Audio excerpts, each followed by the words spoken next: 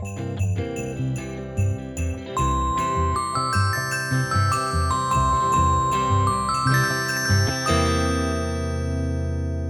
New Year.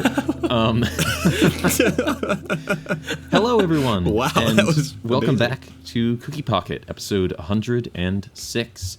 I am your host, Zach. I'm joined as ever by my fellow hosts, Mitchell and Christian. And today is our third and final holiday special of 2023. This will be going out on New Year's Eve, if everything goes according to plan. And today we're going to be discussing a little pick that I brought to the table, called Whistle and I'll Come to You. I chose this one, as I kind of mentioned at the end of our last episode, because this was sort of the short TV movie that caused A Ghost Story for Christmas to become like a yearly show on the BBC. And I brought one of those to the table last year in The Signalman, and that seemed to go over pretty well. I watched it with the family. The family enjoyed it. So I thought, let's get this one on the game. The premise is it's based on an M.R. James short story, and it's very, very simple, at least in this adaptation. It's about a man named Professor Parkin who goes on a seaside holiday, and while ambling about in a cemetery, he finds an old whistle, which he blows and finds that he seems to be being pursued by some kind of intangible force. It's sort of like a proto It Follows in a way. But without a lot of the really specific details that make It Follows, It Follows. But let's not beat around the bush. What did you guys think of Whistle and I'll Come to You? Well, I liked it, and I was sort of pleasantly surprised to like it, given your own rating of this, Zach, it being your pick and everything. But I enjoyed it, and I'm still trying to suss out how much of my enjoyment is because of how many films I'm watching currently, and this sort of I'm sort of trying to adapt my focus on film because in the recent past I'd especially after I finished my semester, I'd just been watching so many movies in my free time because I wanted to, and movies are great, but I do find that it changes my experience of them if I watch so many in a short span. So all this to say, I haven't been watching as many films lately. Still I think a few this week. But this is the only one I watched today, and I didn't watch one yesterday. And I enjoyed it, and I think maybe I had more patience to enjoy it because of that. But at just like 41 or 42 minutes long, it's pretty short, but yet not a lot happens. I think you could probably argue that all of the events depicted could be depicted in 20 minutes if they really wanted to, if they had to. But I found a lot of enjoyment just following this very British man around doing mundane things. I don't know why exactly that is. I guess he's a charming performer. I checked his what other films he'd been in, like Labyrinth, and I have yet to see Barry Lyndon, but I guess he was in Barry Lyndon too. Mm-hmm. But I very much like the way that he is fussed, and the way he interacts with the people and the settings around him, and the way he eats his delicious breakfast and this and that. So, and not to say that the scares aren't effective, because they are. I really like the freeze frame ending quite a bit. I give this a 3 out of 5 because it's a TV movie that met the mark for me, that I enjoyed enough, and I mentioned this in my review. I feel like it's sort of a hallmark of a time where maybe the film doesn't intentionally bore the audience, but the audience is content and patient enough to follow around a bored protagonist for some period of time in a way that maybe could feel aimless to some, but felt purposeful enough to me that it didn't impede my enjoyment. So 3 out of 5. Yeah. Christian, you praised the star of this film. I should point out, I didn't notice this until after I had watched it, but Michael Hordern is actually a 2-time Cookie Pocket alum. He played Marley's ghost in the 1951 version of Scrooge, which was one of our very first holiday specials. And then he's in Where Eagles Dare. I don't remember him because I don't really remember that movie very much, but he's in it somewhere. He was at the dinner table, I think. Okay. I think he was one of the... That's where he belongs. Sure. Where they sup, where they eat. Yeah. Well, I guess I'll just summarize how I feel about this movie in sounds.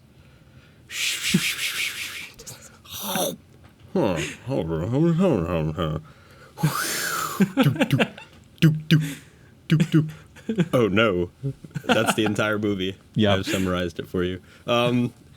Yeah, so I also really enjoyed this. I think a lot of what Christian talks about with following him is like the auditory cues mixed with it's like the grunting is very paced out with what he's doing, because it doesn't just feel like he doesn't feel like he's doing mundane things, because not only do you have the measured anticipation of what is to come and how the story becomes a ghost story, but you also have what he's thinking about. You're always wondering because of his alma mater, I guess, or I guess because of his profession as a Cambridge professor. That is what kind of fuels your thinking and wondering what he's thinking when he's doing the mundane things. So I feel like there's a lot more substance than you would initially think coming into it. On the other hand, I would also think that trying to weave this into a ghost story was pretty fumbled. I think probably at the halfway point, and I think that's kind of where the film really loses me.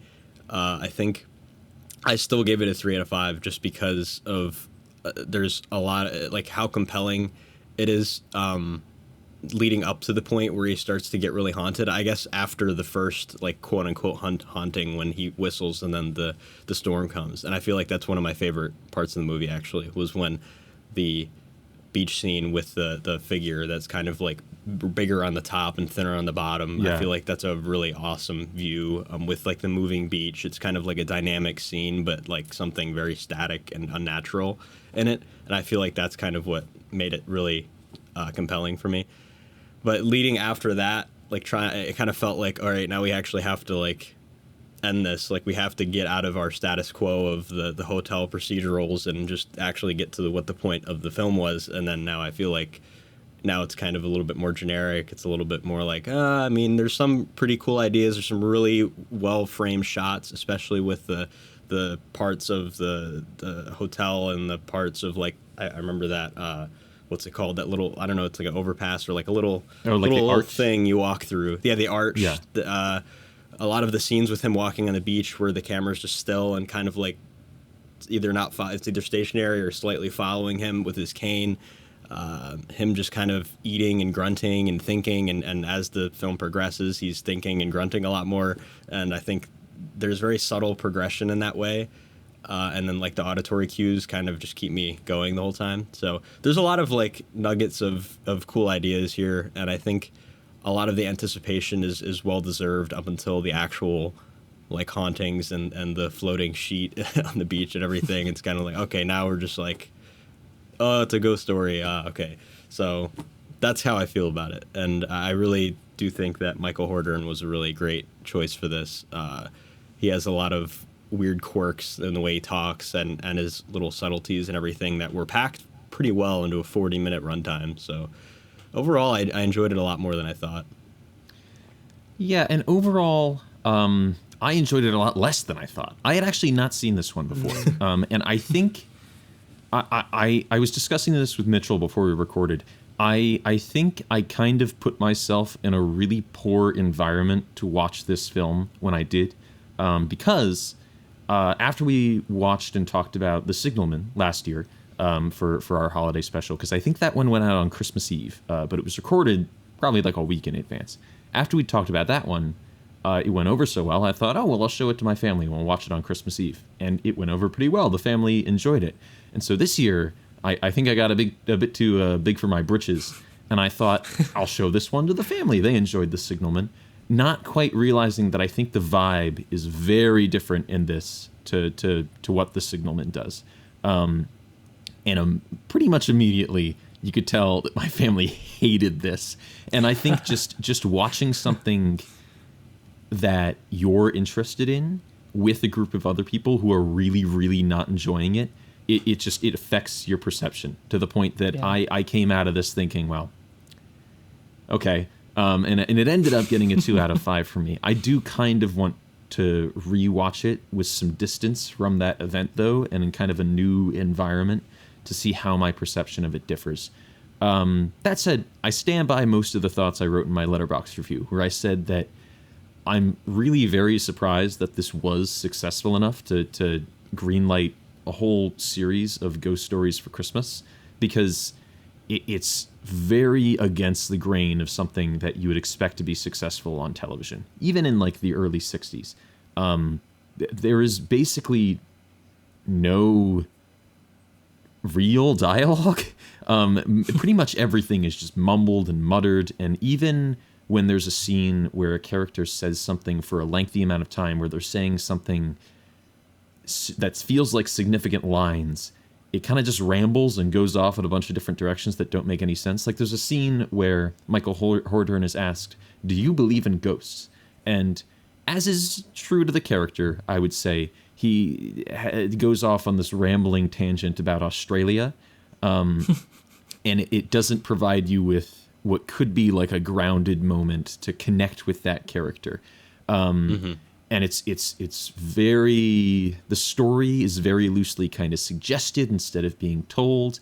And a lot of this clicked for me when I did some more research on Omnibus, which was the show that this was broadcast as a part of.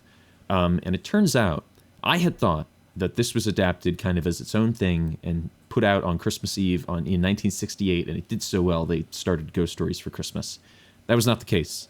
This was an episode of Omnibus, which was primarily an arts documentary series, and it did so well as an M.R. James adaptation that they thought we should start adapting more of these, and Christmas is a good time for them. But reading that this came from like a crew who made art films and documentaries kind of clicked and made a lot more sense to me in terms of what it was going for. But I kind of want to discuss that note and some of what I've just mentioned. We watched The Signalman last year. We watched this year. I think they're two very different fish. How do we think the two differ? Specifically, I'd say in their intention to scare. How do we think the horror differs between The Signalman and Whistle and I'll Come to You?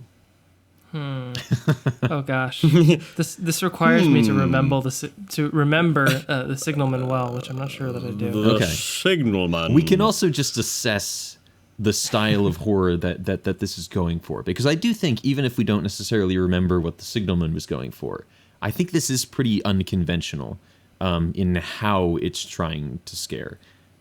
Sure. Yeah. Well, I think something that I enjoy is that. Okay, the title is Whistle and I'll Come to You, but what I like is that it's not like a Candyman thing where he like whistles and then the ghost is there. I think it's more interesting that he's sort of, that there's this gradual sense to it, that he has these nightmares and both of the beds are rumpled, and I think that's I think the sort of "and I'll come to you" half of it is a lot more interesting than "I'll appear and I'll kill you on the spot," or even "I'll just appear." This sense of foreboding kind of gets baked into the more idle moments, I think. So, and I like that the whistle is not really that significant. Like he blows it once, and it's in the title, but it's not like. It doesn't feel like it's this all-important talisman or a MacGuffin, really, after that whistle, because it just sort of begins the process of the haunting. It's not like he holds the whistle so he's cursed or something. So I guess similarly to how I said that I found amusement in his little quirks, I appreciated the pacing of the scares, though I will say that some of the slow motion stuff played off as kind of funny to me. Okay. Yeah, and the way that the sound kind of gets distorted in a couple of those made it feel like an ill-advised social media video at times. But with that exception, I like that the scares are paced out. I like that he's especially in the final scene, somebody else kind of barges in on him, and he's, at first it seems like he's kind of shell-shocked, or maybe he's lost some mental capacity, but it's just like it takes time for it to settle into him, and then that's the moment it does is when we're out. So I guess everything is a lot more measured and calculated in terms of timing. Okay. Yeah, I'll definitely point out the major difference when it comes to the writing is that it's not a Dickens adaptation, and that there's a lot of thematically driven moments in The Signalman, and a lot of the dialogue and events are centered around the messaging and the major themes and like the time period. And there's kind of, I guess, if I wouldn't want to say it's a MacGuffin, it's not that surface level, but it's definitely like the train and the train tracks and all of that is kind of like, the setting is very significant to the story, and the occupation of being a signalman is very essential to the story. So there's a lot of greater philosophical messaging.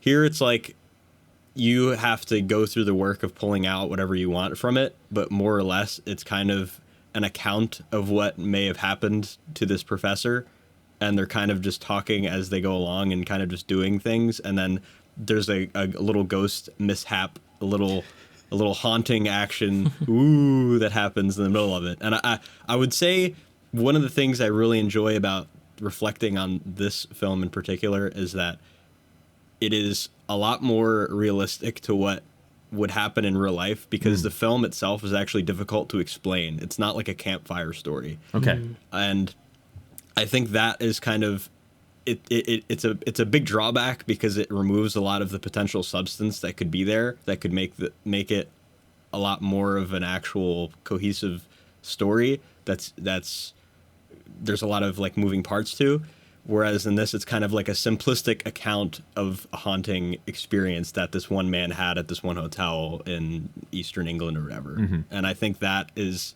a style that has a lot of really interesting and intriguing ideas that you can pull out of it as an audience member, but for the most part, in and of itself, it's not a very substantive film at all. There's very little that actually happens.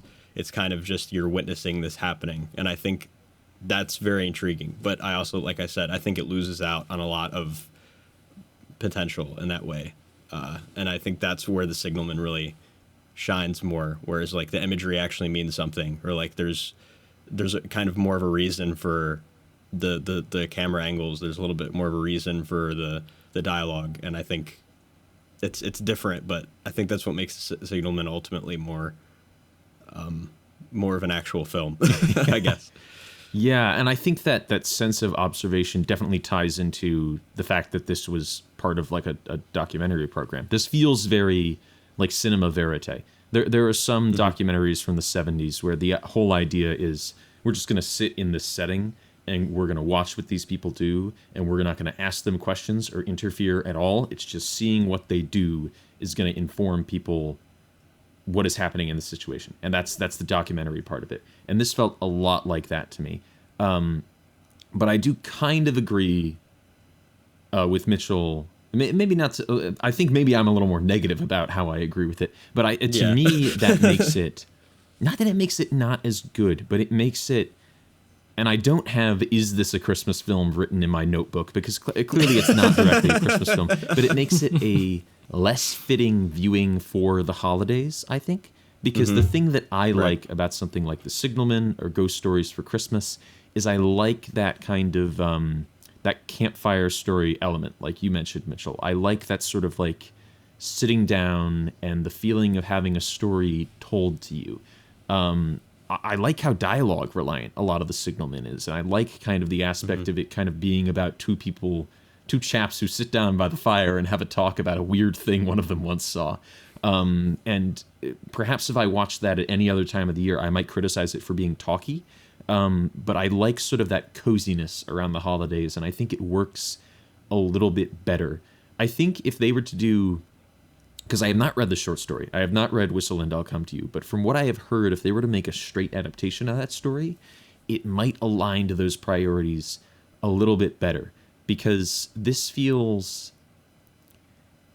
almost very modern in kind of the way it addresses horror. It feels, dare I say, a little kind of like what A24 in a lot of their movies goes for, because it's less about we're going to scare you and more about we're going to make you so uncomfortable that at some point you're going to say, please just scare me already. Because at least in my out of tune experience, violin sounds. So much, yeah.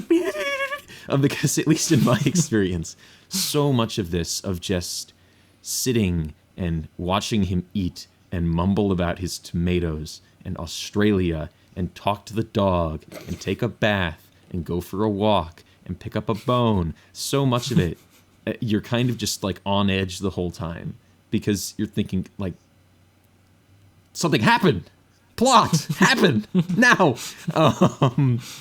And that wasn't irritating for me, but it was effective in a way that maybe I wasn't expecting, or that I don't enjoy as much in the kind of thing I was expecting. I think there's a lot of similarity between this and a story from Scary Stories to Tell in the Dark.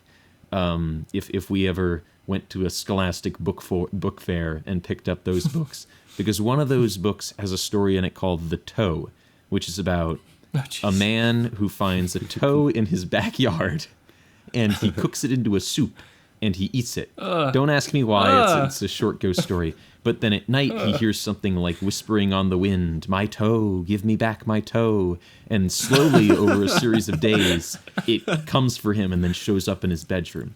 And I definitely think that kind of story, I really like that story. And that story has that sort of campfire vibe, but it's all in the telling. And I think here the telling is very kind of distanced and abstract and artful in a way that maybe doesn't work for the season in a way that I had hoped it would, which contributed to that 2 out of 5. Now, if I watch this in May, when it was originally broadcast, and reassess it, I may enjoy it more for what it is. But let's talk about the mumbling, because I have that written down. We've all mentioned kind of the mumbling and the odd little quirks that his character has. And it sounds at least like it wasn't as much of a drawback for you guys as it was for me on this viewing. But in that case, was there anywhere where the mumbling did kind of impede the film, in your opinion? Was there anywhere it felt like a drawback? Anywhere where you wanted more real, tangible information from this film? Mitchell, do you want to go? Yeah, I'll say the one time I can for sure say was when he's reading the inscription, because I was struggling very hard to understand what language it was, because I was like, okay, I'm just going to default. If a character is reading off of an artifact, it's probably Latin.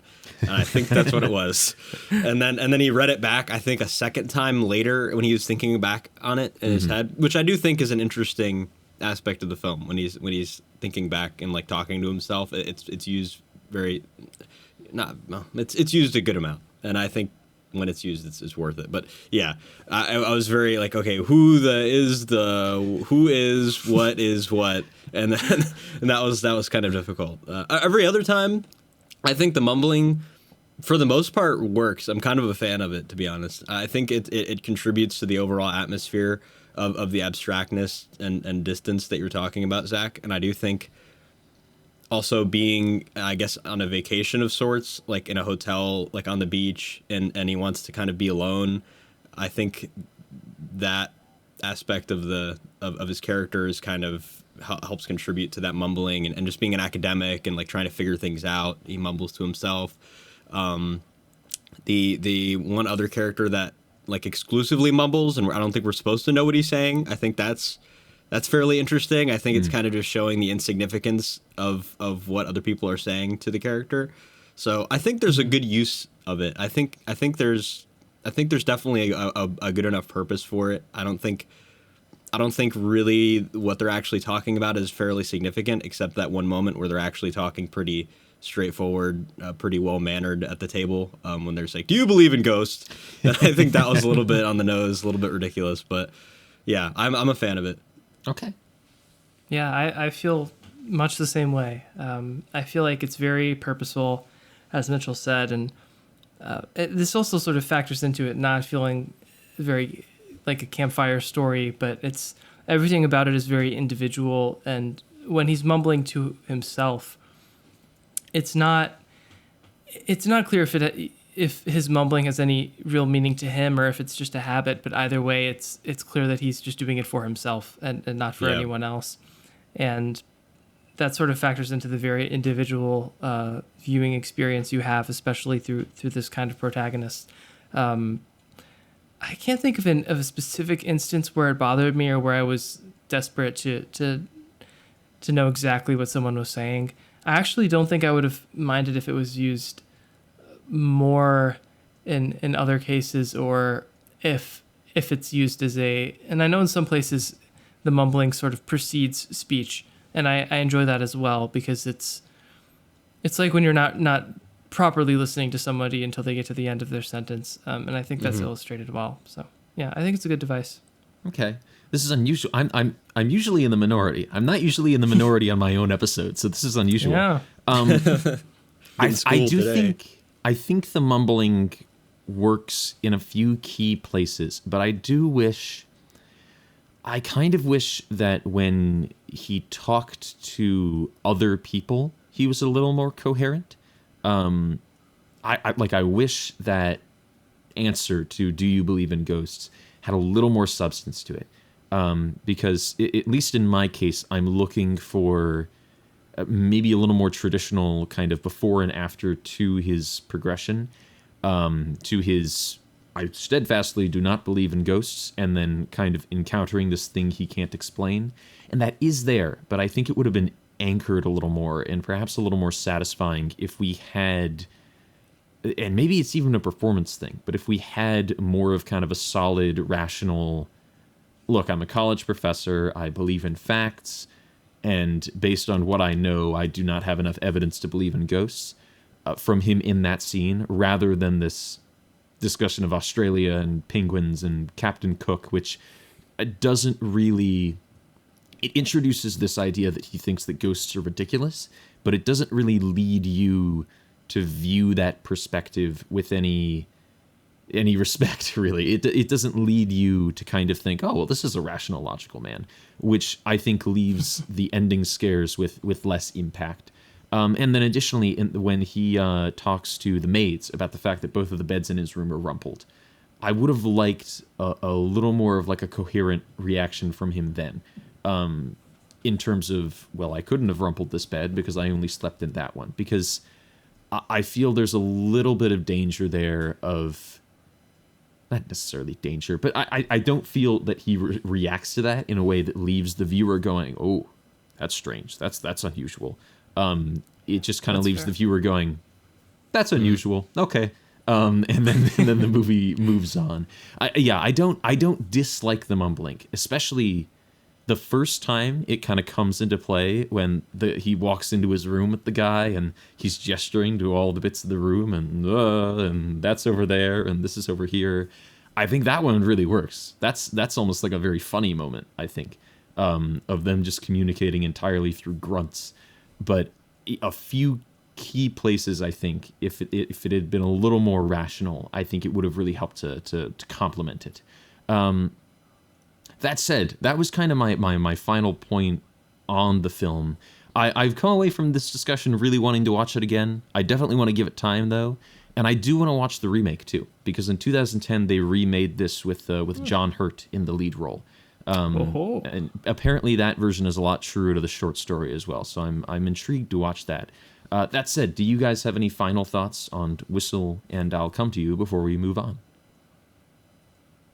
I guess I would say it's a very polite film in some respects, and in a way where even though I enjoyed it, it's hard for me to anticipate a version of this that would get higher than a 3 from me, without taking some of your notes, Zach, about capitalizing on those scares more, especially in the way he reacts to them, even if it maintains that sort of solitary protagonist feel. But I'll just say I watched this alone, and I think that enhanced it a little bit because I didn't have to worry about anyone else's impressions as I was watching it, and it being the holiday season, I think it worked for me at this time of year because even though I'm home with family, it's kind of, it's a few days removed from Christmas, and I'm at the point where I can sort of embrace my alone time again, and yet also have free time, so I don't necessarily have to spend all that time working. So I think it captured the tone of that state of being well, and I think that's probably why I embraced it. But all in all, I think I liked it more. I can't remember if I gave The Signalman a 3 or a 3.5, but I think I liked this more.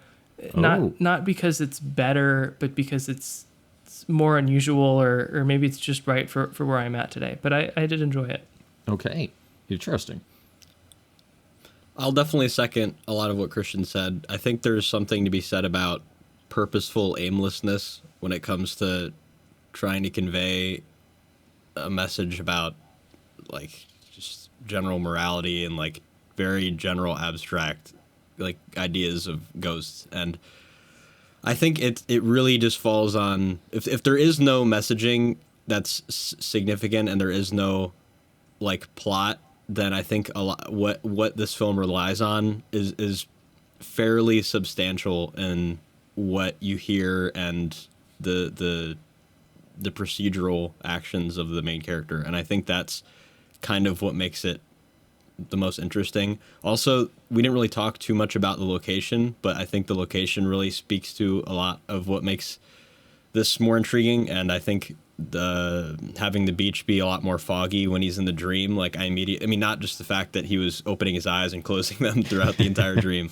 but also I think like I immediately could tell that he was in a dream state, and there's I think the settings really spoke for themselves. I think that being in kind of like this foreign-ish place and being in like not in his usual academic circle and not being able to express himself and kind of being very recluse and with his own thoughts serves the idea of him just picking up a whistle and being haunted very well.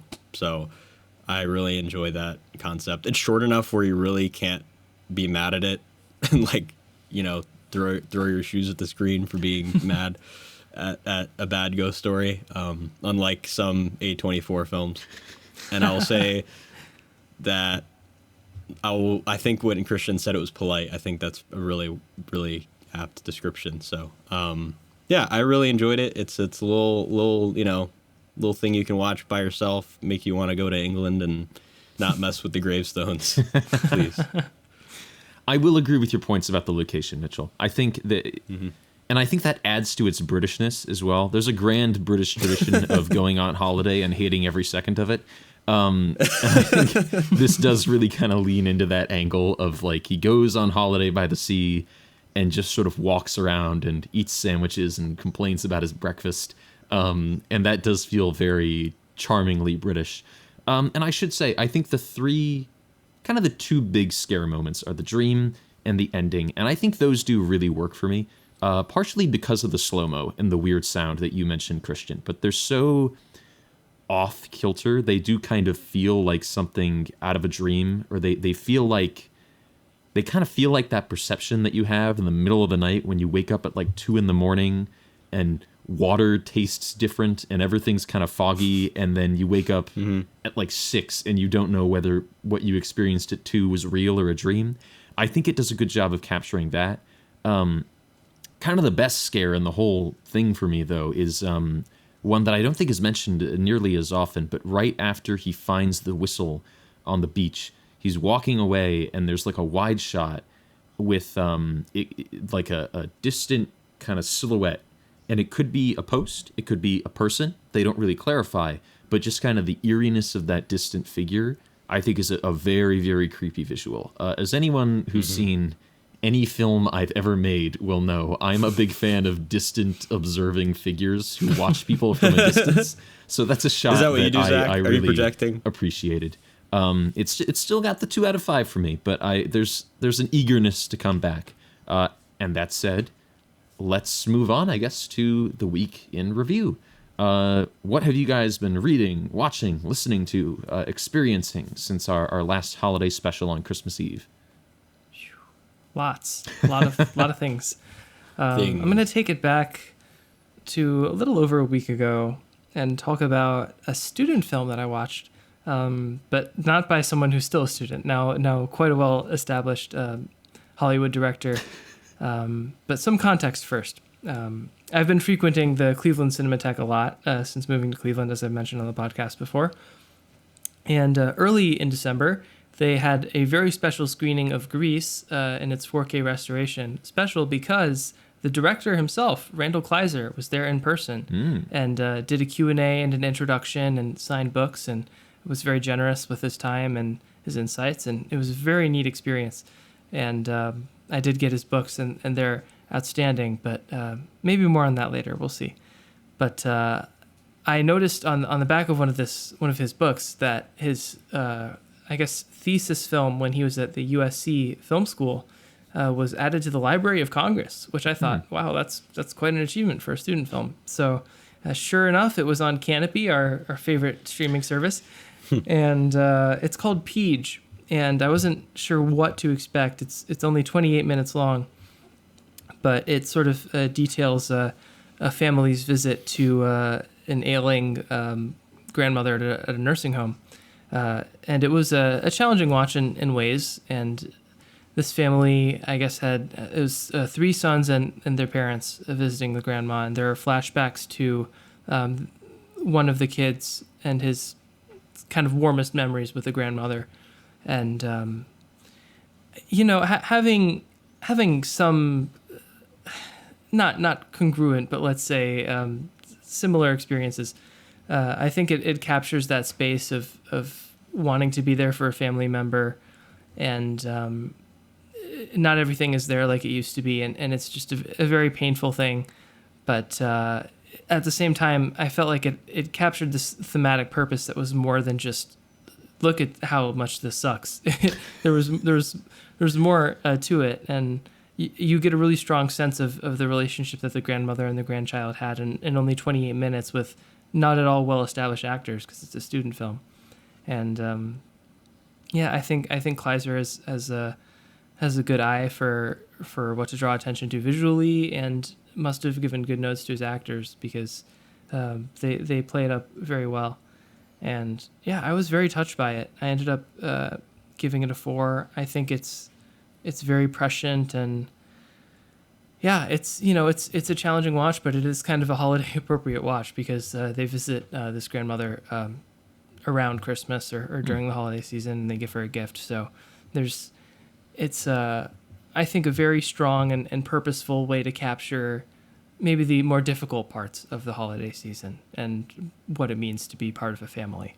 But I really admired it. I was glad to have watched it. And that's Peach, and it's on Canopy, so should be accessible to most anyone with a library card. So There you go. As an absolute heathen who has not seen Grease, are there any other prominent titles from this director that our listeners and I might recognize? I can't believe you haven't seen Grease. I have not seen Grease. You gotta let me get over this first. Well, let's see. Kleiser has also directed The Blue Lagoon, Flight of the Navigator, White Fang, Honey, I Blew Up the Kid, Big Top Pee-wee, and a few other things. He even directed a theme park, Honey, I Did Something to the Kids. Oh, okay. I don't. Steady on now. All right. You know what I mean. Come on. Yes. I think they closed down that ride. They did. Well. Are you done yet, Christian? Yeah, I think done. so, yeah. Yes. Oh, okay. Well, back in the day, MGM Productions made a lot of Bond films, right? Mm-hmm. They made a lot of stonks, right?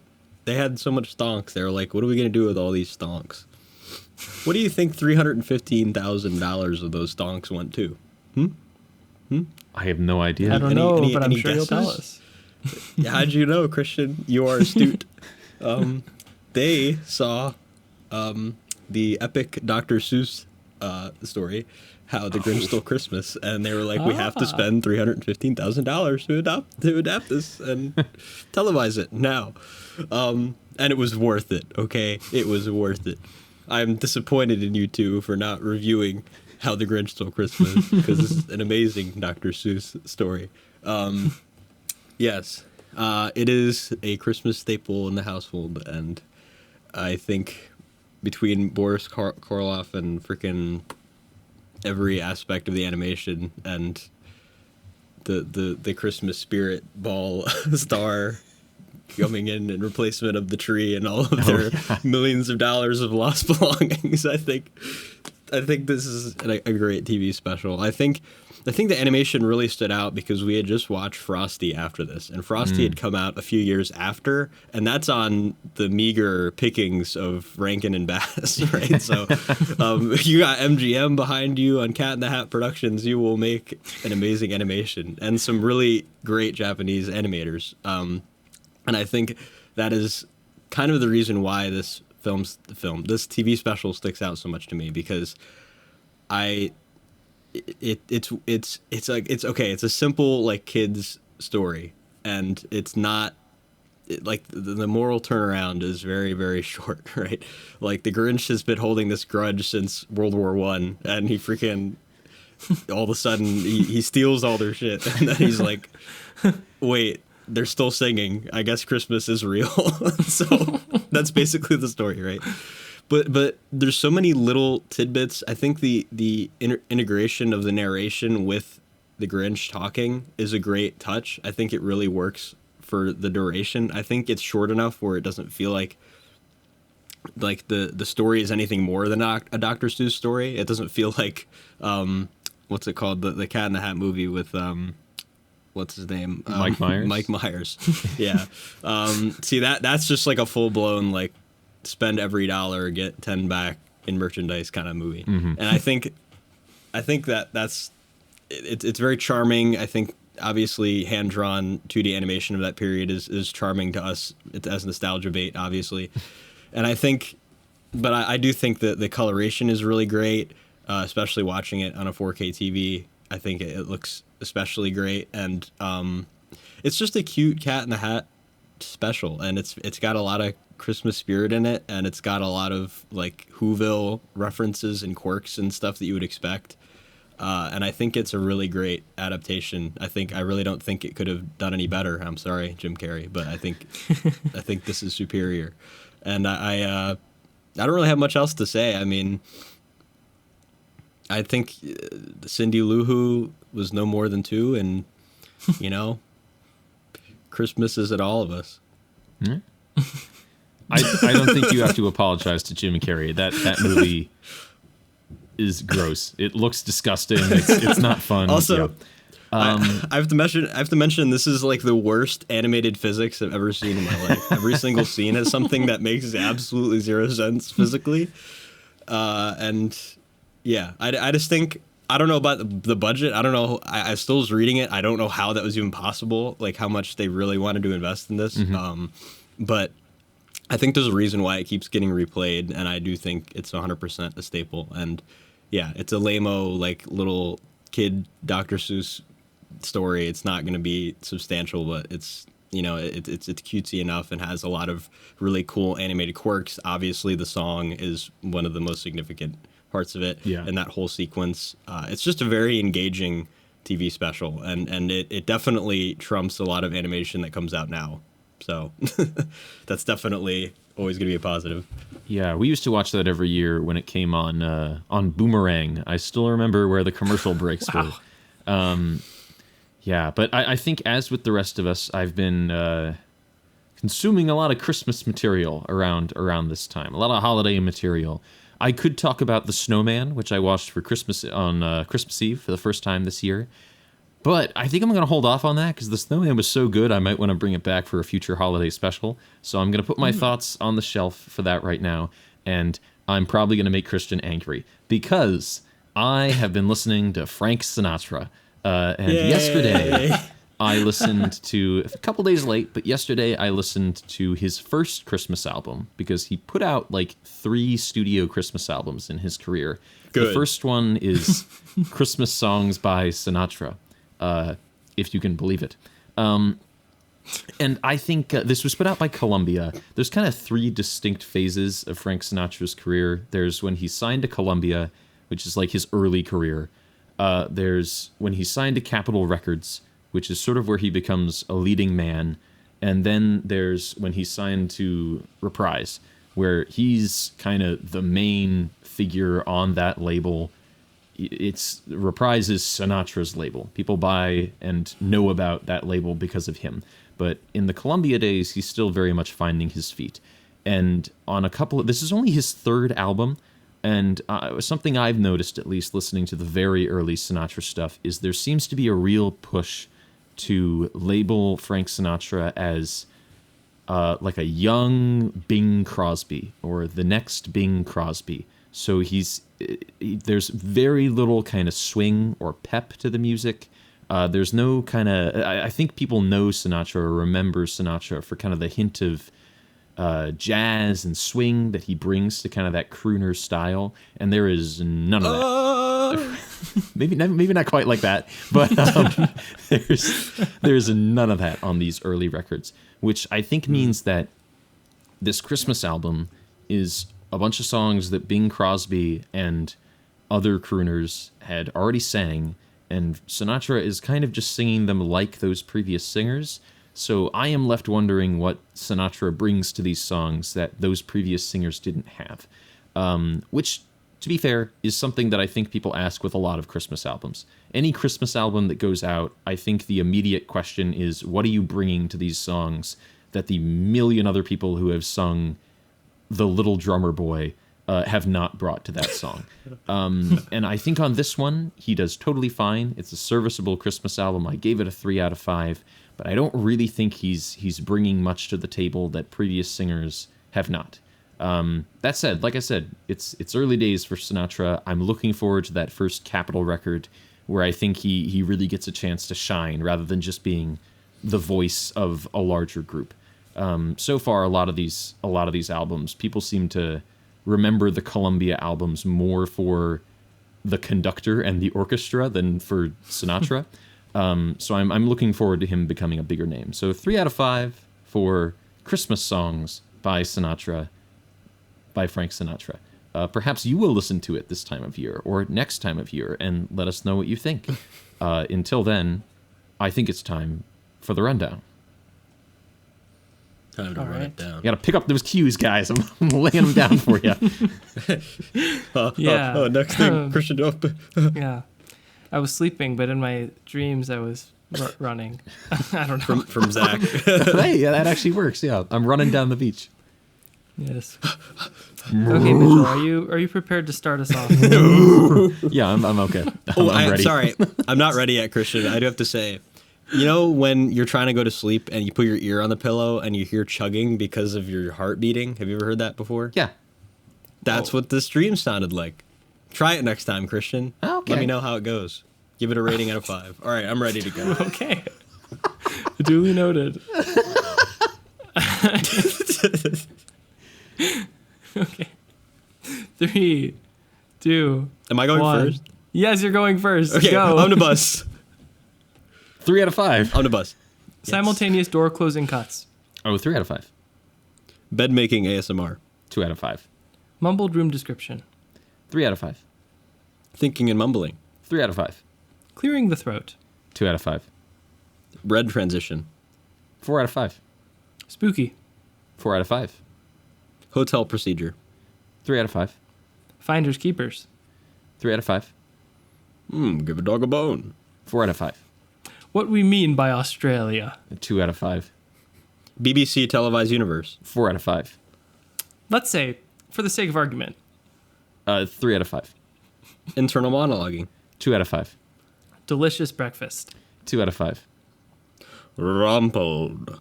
2 out of 5. The haunted tattered sheet. 4 out of 5. Phenomenon. 2 out of 5. Mitchell, you take this one. 2 seconds. Oh no. 4 out of 5. Time. It was worth it. We had the extra 2 seconds. I had to hand it off to the impression man.